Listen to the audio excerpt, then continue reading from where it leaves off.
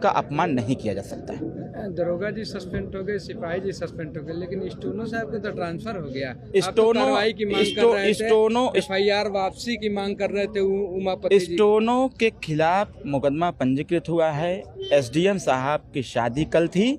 DM साहब ने स्पष्ट रूप से कहा एसडीएम के आते ही सीधे उनको निलंबित किया जाएगा, पहली चीज़। दूसरी चीज़ ये रही बात हमारे उमापति राजभर के मुकदमे की, तो वह भी वापस होगा। जी, देखा जा रहा है कि तमाम प्रकार के चाहे सत्ता पक्ष के हो विपक्ष हो, आप स्पष्ट भी कहे कि कार्यकर्ताओं को मान सम्मान है, तो सुहेलदेव तमाम भाजपा के विधायक भी के अधिकारी सुनते नहीं है, थाने से भगा दिए जाते हैं, कोई कार्रवाई नहीं होती है। तो उनके पार्टी के नेता, उनके पार्टी के विधायक, सांसद हमको लगता है सिर्फ वोट के लिए बने होंगे। उनको वोट चाहिए, कार्यकर्ताओं से बैल की तरह काम कराना है। जब कार्यकर्ताओं के सम्मान की बात आ जाए तो फिर लखनऊ दिल्ली नजर आना है।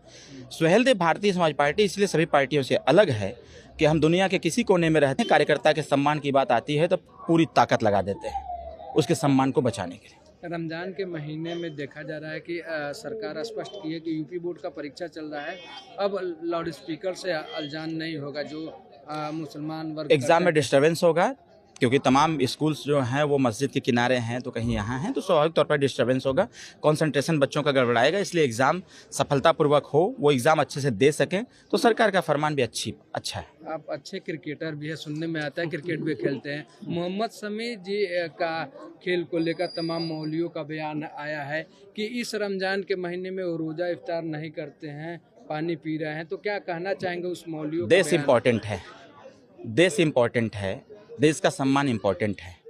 मोस्ट इम्पॉर्टेंट इस बात की है कि 140 करोड़ लोगों की आस्था क्रिकेट से जुड़ी हुई है। जब क्रिकेट टूर्नामेंट या मैच होता है, जब भारत या किसी अन्य कंट्री के साथ जब मैच होता है, तो भारत के 140 करोड़ लोग यह सोचते हैं किसी भी प्लेयर से कोई मिस्टेक ना हो। हमारा जो प्लेयर है मोहम्मद शमी, अगर क्रिकेट के मैदान में हो, प्यास लगे तो पानी नहीं पिएगा। मोहम्मद शमी के साथ हम हैं, सुहेलदेव भारतीय समाज पार्टी, हमारी सरकार भी है। माननीय योगी जी ने भी कहा था कि मुसलमान हो तो मोहम्मद शमी जैसा।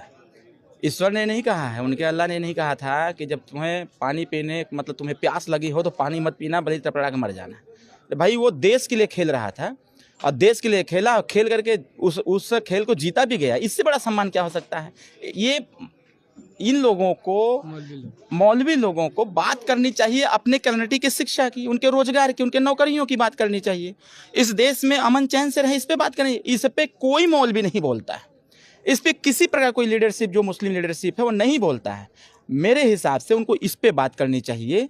बीजेपी सरकार में 51 IAS IPS बने हैं पहली बार। सपा की सरकार थी, कांग्रेस की भी सरकार थी, 23% नौकरी में था, 1% रह गए थे।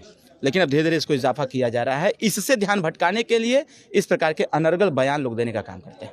आप भी पढ़े होंगे, हम लोग भी पढ़े होंगे औरंगजेब के बारे में, तो क्या औरंगजेब के बारे में अब लोग कह रहे हैं कि औरंगजेब की बात जो करेगा उस पर मुकदमा दर्ज होगा, औरंगजेब के समर्थक होंगे उस पर मुकदमा दर्ज होगा। ये क्या कहना चाहेंगे? ये डाइवर्जन है। ये किताब के पन्नों से औरंगजेब का वो सिलेबस ही गायब कर देना चाहिए। क्या चंद्रशेखर आज़ाद के बारे में कहीं नहीं बोलते हैं भाई? दामोदर चापेकर, सर सैयद अहमद खां, अशफाक उल्लाह खां के बारे में कहीं नहीं बात करते हैं? उसके बारे में क्यों नहीं करते? दामोदर चापेकर कौन था जरा पूछिएगा उससे। अशफाक उल्लाह खां कौन था जब उससे पूछिएगा। उनके बारे में बात नहीं होगी।